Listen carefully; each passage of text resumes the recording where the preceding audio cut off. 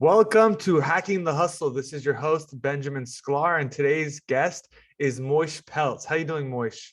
I'm doing great, Benjamin. Thanks for having me. Thanks for hopping on the show. And for those listening, a little background on Moish. Moish is an NFT and Web3 attorney at Falcon, Rappaport, and Berkman. He's based in New York, and he's been advising numerous companies on blockchain, cryptocurrency, Web3, and NFT matters since 2014. And I found him on YouTube by my personal research, watching videos about NFTs and Web3 and the intersection with that world with the legal industry. And he has been a voice of knowledge and reason, and I'm excited to have him on the show today. So I appreciate it, Moish. And thank you for the nice introduction. Of course. And generous introduction. I'd like to start off with you telling us a little bit about your background and how you got into the legal industry and specifically NFTs and Web3. Yeah, so I, getting into law school, before law school, I had worked in the music industry at record labels and things like that. I was really interested in that path. And, leading into the great financial crisis, thought law school would be a nice route. And so that's what I did. And out of law school, I worked, kind of taking that entertainment thread.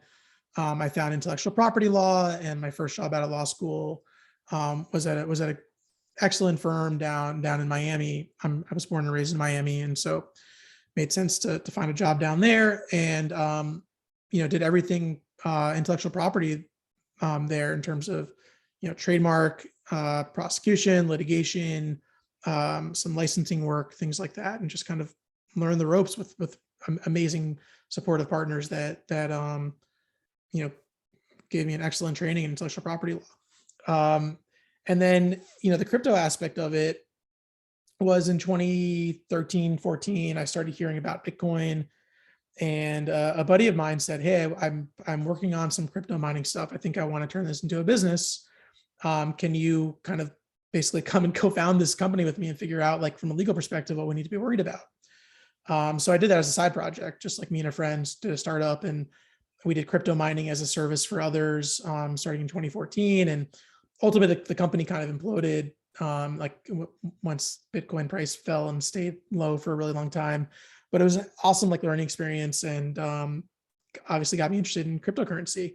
So I had a few other side projects throughout the years, but really was focused on my day job of being an IP lawyer. Mm-hmm. Fascinating. Until much more recently. Right. I saw you moved from Florida to New York. What brought you to the Big Apple? Yeah, basically I love New York City. Went to college in New York and just wanted to be back up here. And my wife and I decided in 2016, this was the place we wanted to be. So we made the move. Nice. So let's talk about, from a big picture, bird's eye view, what's going on in the NFT world from a lawyer's perspective. Yeah. So, from my perspective, right? I mean, obviously there's really amazing attorneys out there that have been, really heavy into this space, probably going a decade now, right? So I wasn't really like that. I wasn't really involved in the legal capacity, like in the ICO era, doing that kind of stuff, right? So I was kind of approaching this as this is unrelated to my day job of being an IP attorney. And then, the turn of last year, basically seeing all this DeFi stuff popping up, and then that kind of starting to lead into NFTs, and NFTs being a reward for DeFi activities. Kind of that, I thought that was interesting. And then for me, the real breakthrough was seeing NBA Top Shot, mm-hmm. which basically launched about a year ago now, right? So for me, that was kind of a aha moment where I was like, oh, NFTs are crypto, but crypto IP, and everything NFTs can be IP. And then that's kind of where I was like, that needs to be something that I am learning more about and exploring what that means. And so I kind of fell down that rabbit hole, right? And beginning of the year, I started buying NFTs, and then kind of figuring out what the IP rights went along with that. And then I started writing about it, doing webinars and things like that. And it sounds like that's where you picked up on some of that. But so that's kind of initially what I did. I was like, well, let me figure this out for myself. What does this mean in terms of IP rights, and how's the NBA structuring this? What kind of rights would they have needed to get from different stakeholders in their ecosystem in order to make this a reality. And so just kind of pulling on that thread. Awesome. What are the typical problems that entrepreneurs of NFT projects are finding, and what are the pain points that are causing them to reach out to lawyers and pay lawyers fees? Yeah, right. It's not just, hey, this might be a legal issue, but like, hey, let's actually go and speak to an attorney and pay them to help me.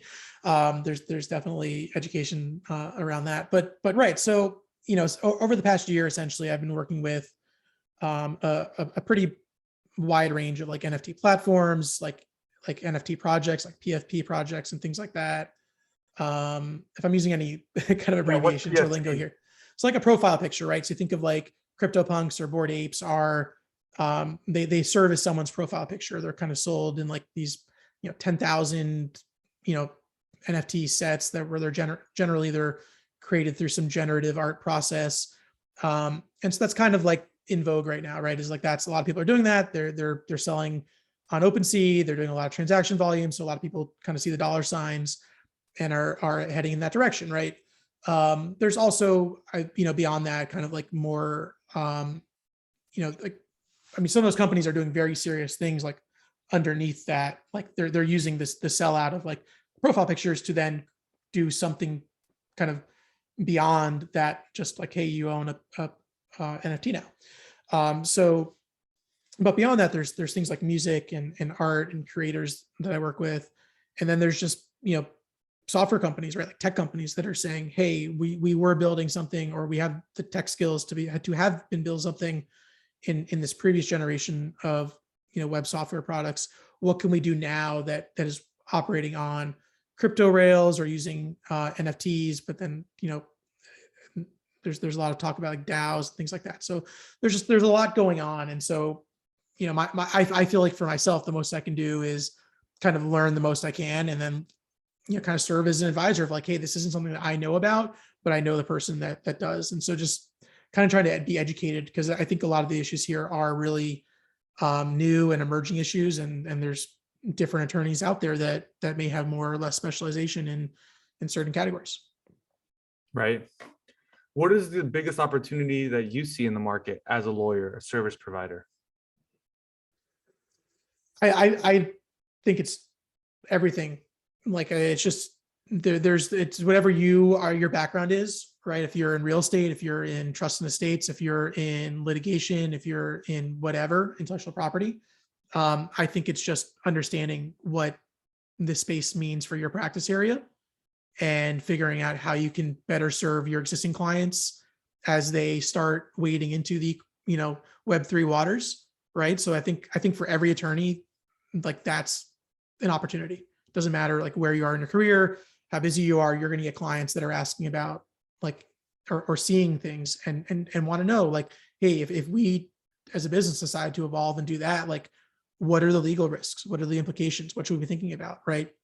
Mm-hmm. So I think the opportunity is really limitless for like every attorney. I think especially for young attorneys, if you want to, really be like the go-to person that, you're going to have business partners that you're working for that may not be able to understand the finer details of like how the crypto technology works and what that means from a legal perspective. Like you can be the guy that understands that and help them help their clients figure that out.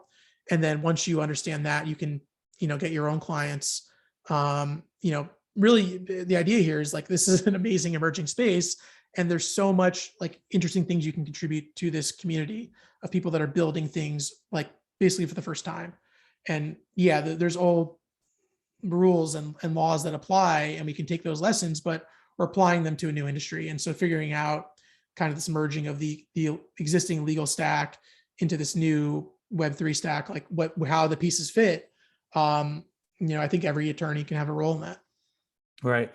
When I talk about NFTs or Web3 with people, it sounds like a lot of people who aren't in the space, in the know, talk about it like it's a fad. And they ask, is this something that's going to be growing, or is this just something that's temporary? And I like to respond like 10 years ago when people were talking about Bitcoin, I'm sure there was a lot of haters, doubters talking about how it wasn't going to be something big. But 10 years down the road, if they only wish they jumped in 10 years prior. So I feel like that's the same with NFTs and Web3. It's wise to get in now, because 10 years from now, it's not like it's going anywhere. It's obviously just going to be bigger and brighter. So as a young attorney myself, I'm still a law clerk. Technically, I passed the bar. I haven't even been admitted yet or sworn in.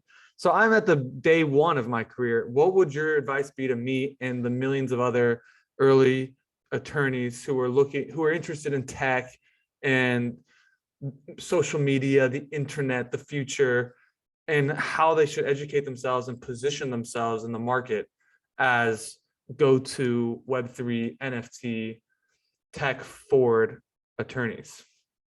Yeah, look, I mean, it's certainly a personal decision for every attorney, right? I mean, as to what they want to focus their career on. And, for me, right, I had been kind of doing crypto like stuff for a while, but never really saw that it was relevant to my career until, relatively recently.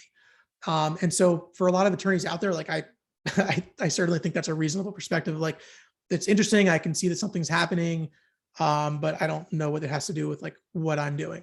And I think that's like probably a pretty good starting point. So I think it's going to be different for everyone as to like how quickly and deeply they want to dive in.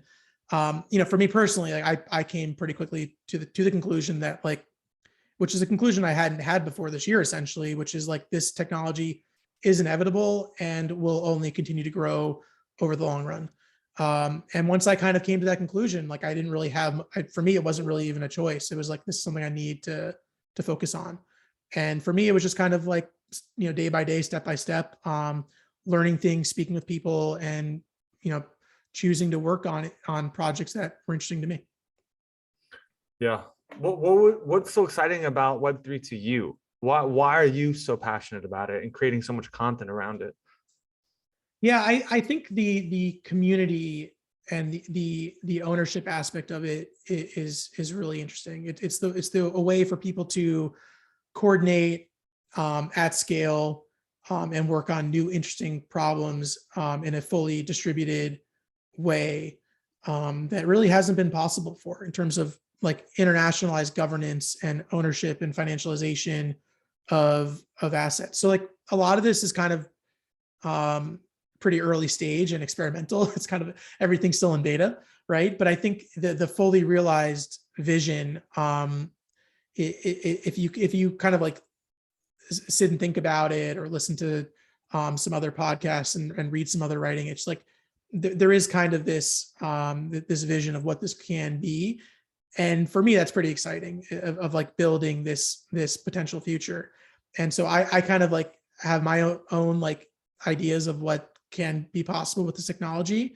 And I talk to the people and I share, ideas with them and understand their vision. And it's all exciting. It's something that's what I want to work on. It's like it's the conversations are just incredible once you, have the ability to have the conversation, understand the technology at a I'm not an engineer or coder, but like, I feel like I have a good enough understanding of how everything works that I can apply my, legal knowledge to help them, in combination with what they're trying to build.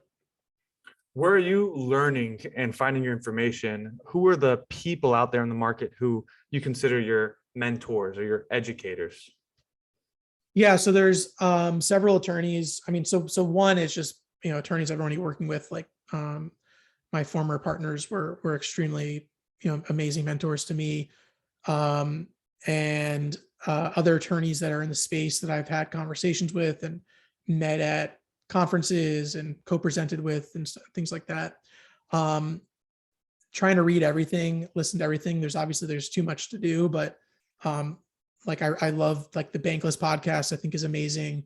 There's a few other, other like written newsletters and things like that I read.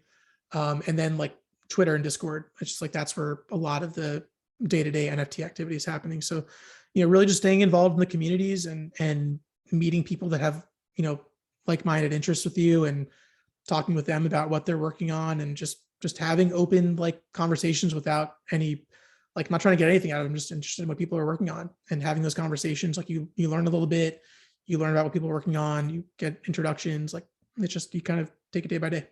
Totally. Are there any projects that are really exciting to you right now that you're ready to name drop? Yeah, I mean, yeah, I'm always super excited about everything. No announcements to make on the show or anything, but man, I mean, just this week, right? Like Nike bought Artifact yesterday, which I'm trying to figure out what that means, and that I thought was really cool. I thought the Bored Apes announcement that they're working with the creators of Sandbox to build out their game was super interesting. I think gaming as a whole is like a really insanely interesting category. I mean, you've seen like what Axie Infinity is doing, and like not just like financially what the token's doing, but like how they're actually like creating like a new form of like work and play for people. It's all interesting, and kind of every day learning something new, trying to figure out like what's exciting. Yeah, I didn't know about the Nike deal. So before I let you go, because I know you got a hard stop in a few minutes, I'm asking my signature question, which I ask everybody, which is, if there was one thing you could do to improve this world, what would you do and why? Wow. It's an amazing question. So I think I mean, there's so many different things I could answer with, but I think I'll focus on kind of the theme of what we've been talking about today, which is really, I think for especially in the legal community, for people to take these baby steps, whatever your knowledge level is, like if you are really super knowledgeable, having conversations with people and helping them onboard, right? Maybe working with people to make the onboarding process easier, because learning about the information in the space and trying to put it into practice is really difficult and complex and time consuming. And so for a lot of people, they may just be like, well, I understand something might be happening, but I don't know where to start. Right. So I think for me, like, that's kind of what I would like to see for this space, for the world as I see it in this space, to get easier for people, like more user friendly essentially, and to be working with people to help accomplish that goal. Awesome. Moish, thanks so much for hopping on the show. Before I let you go, where can people contact you if they have a reason to reach out? Yeah, sure. So you can reach me. I'm on Twitter at PeltzM, my last name PeltzM. And then emails mpeltz@frblaw.com. FRB Law, Falcon Rappaport and Berkman's my law firm. So, Google us or go to frblaw.com and you can find out more information there. Or I'm on LinkedIn too. Peltz at LinkedIn. So any of those. Awesome. Well, keep on creating content. I'm loving it. I'm watching your videos. Thanks, Moish. Thank you so much, Benjamin. Appreciate it. See ya.